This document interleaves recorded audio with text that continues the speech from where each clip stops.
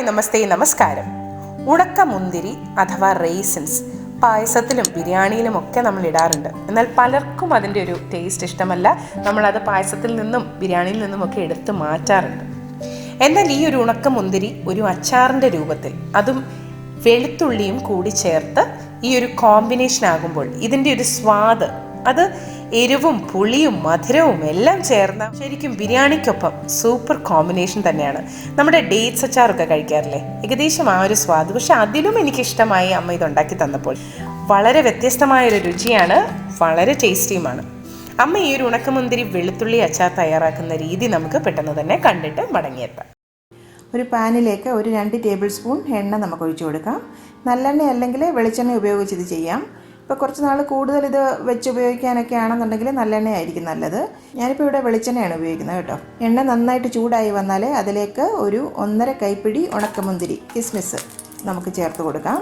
ഇപ്പം നിങ്ങൾ ഏത് കപ്പിലാണോ എടുക്കുന്നത് അതേ കപ്പിൽ തന്നെ നിങ്ങൾ ഉണക്കമുന്തിരിയും വെളുത്തുള്ളിയും അളന്നെടുക്കുക. മുന്തിരിയൊക്കെ ഒന്ന് നന്നായിട്ട് മൂത്തൊന്ന് നന്നായിട്ട് വീർത്ത് വരണം. ഫ്ലെയിം എപ്പോഴും ലോയിൽ തന്നെ വെക്കുക, നന്നായിട്ടങ്ങ് ഇളക്കി കൊടുക്കുക. ഇപ്പോൾ കണ്ടില്ലേ, നമ്മുടെ ഉണക്കമുന്തിരിയൊക്കെ നന്നായിട്ടങ്ങ് കൊമളിച്ച് വന്നിട്ടുണ്ട്. ഇതിനി കോരി നമുക്ക് മാറ്റി വെക്കാം. ഇനി അതേ എണ്ണയിലേക്ക് ഒരു 1.5 കൈപ്പിടി തന്നെ വെളുത്തുള്ളി നമുക്ക് ചേർത്ത് കൊടുക്കാം. വെളുത്തുള്ളി ഒന്നും നമ്മൾ അരിഞ്ഞിട്ടില്ല, വെറുതെ പൊളിച്ച് അല്ലിയാക്കി എടുത്തിട്ടേ ഉള്ളൂ കേട്ടോ. ഇനി ഈ വെളുത്തുള്ളി നമുക്ക് നന്നായിട്ടൊന്ന് ഫ്രൈ ചെയ്തെടുക്കാം. ഒന്ന് നന്നായിട്ട് മൂത്ത് ഒരു ലൈറ്റ് ബ്രൗൺ കളർ ആകുന്നിടം വരെ നമുക്ക് ഒന്ന് വഴറ്റി കൊടുക്കണം. ഒരു 5 മിനിറ്റ് എടുക്കും.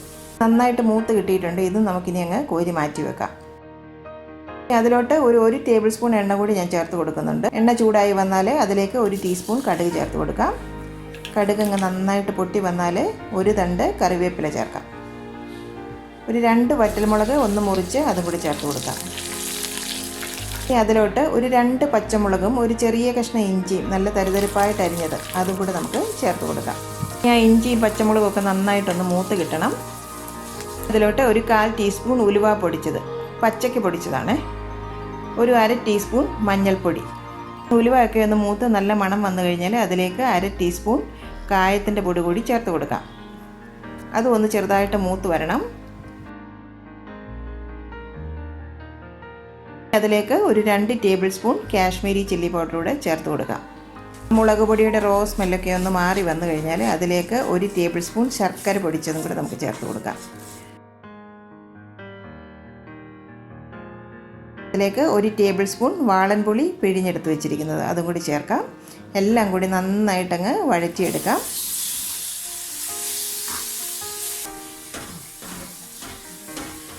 അതിലേക്ക് ഒരു 2 ടേബിൾ സ്പൂൺ വിനാഗിരിയും കൂടി ചേർത്ത് കൊടുക്കാം.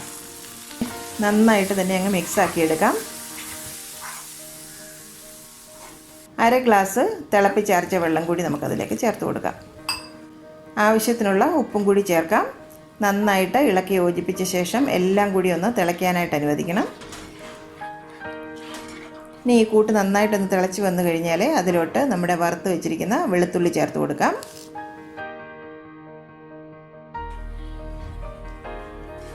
ഇനി അതിലേക്ക് ആ മുന്തിരി വറുത്ത് വെച്ചിരിക്കുന്നത് കൂടെ ചേർക്കാം. എല്ലാം കൂടി ഒന്ന് തിളച്ച് നന്നായിട്ടൊന്ന് കുറുകി വരണം.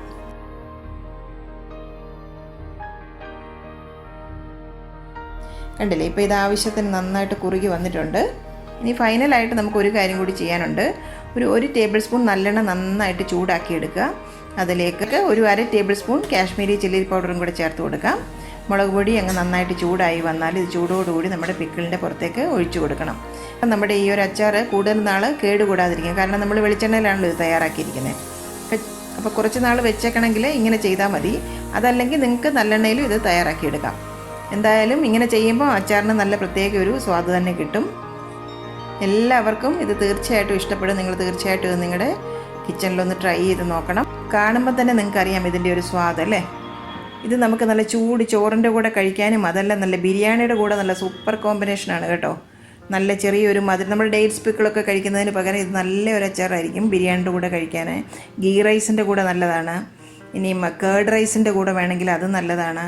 അവ എന്തിൻ്റെ കൂടെ വേണമെങ്കിലും കഴിക്കാം. ചപ്പാത്തിയുടെ കൂടെ കഴിക്കാനും നല്ലൊരു സ്വാദാണ്. ദോശയുടെ കൂടെ വേണമെങ്കിലും നമുക്കിത് കഴിക്കാം. ഒരു സ്വാദിഷ്ടമായിട്ടുള്ളൊരു അച്ചാറാണ്. പരീക്ഷിച്ച് നോക്കി നിങ്ങളുടെ ഫീഡ്ബാക്ക് എല്ലാം ഞങ്ങളെ അറിയിക്കണം.